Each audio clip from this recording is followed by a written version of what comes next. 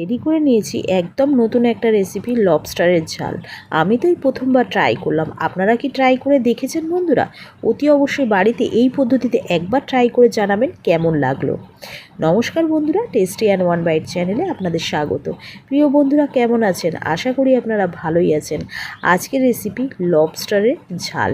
তো লবস্টারগুলোকে আমার ভাইকে দিয়ে কাটিয়ে নিচ্ছি। এগুলো কিন্তু কাঁচির সাহায্যে কেটে নিতে হবে এবং খুব সাবধানে কেটে নিতে হবে। আমি তো দুটো দাঁড়া রেখে দিয়েছি, কারণ এই দাঁড়াগুলো থাকলে খেতে বেশ ভালোই লাগে। তো এইভাবে কিন্তু মাছগুলোকে কাঁচির সাহায্যে কিন্তু কেটে নিয়ে একদম পরিষ্কার করে নিতে হবে।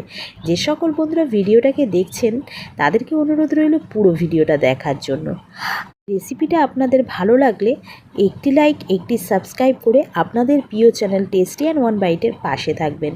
তো দেখুন, মাথার এই অংশগুলো, কালো কালো অংশগুলোকে এইভাবে কিন্তু একদম পরিষ্কার করে নিতে হবে। তো এইভাবে লবস্টারগুলোকে কিন্তু কেটে নেওয়া হচ্ছে।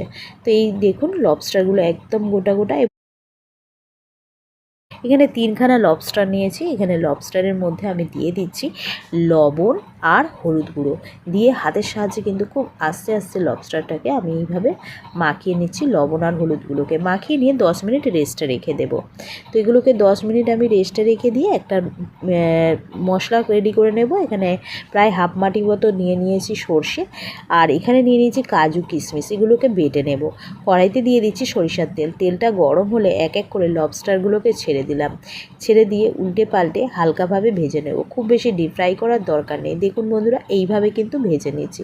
জাস্ট এক পিঠ হালকা ভাজা হলে আর এক পিঠ ঘুরিয়ে দিচ্ছি, তবে রঙটা কিন্তু চেঞ্জ হয়ে যাচ্ছে।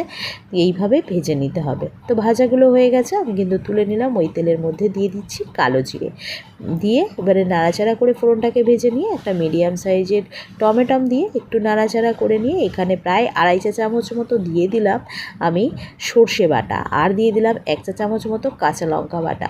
আপনারা আপনাদের ঝালের অনুযায়ী কিন্তু দেবেন। আর এখানে আমি কাজু কিশমিশটা যে বেটে রেখেছিলাম সেটাই অ্যাড করে দিলাম।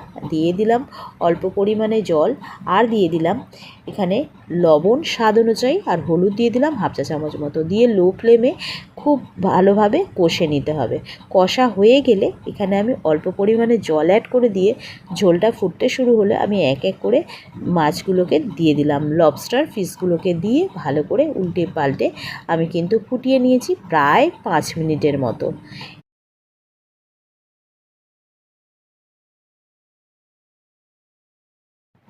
এবারে এর ওপরে আমি দিয়ে দিচ্ছি 2 চা চামচ মতো ঘি।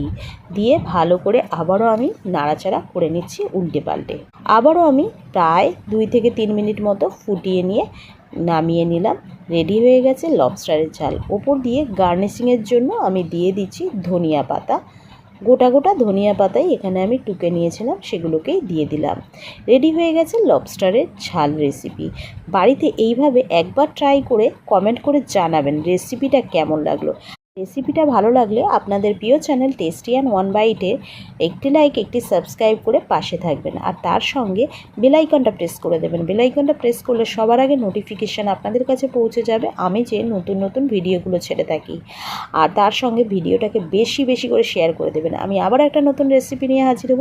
ততক্ষণ আপনারা ভালো থাকবেন, সুস্থ থাকবেন। টাটা বন্ধুরা।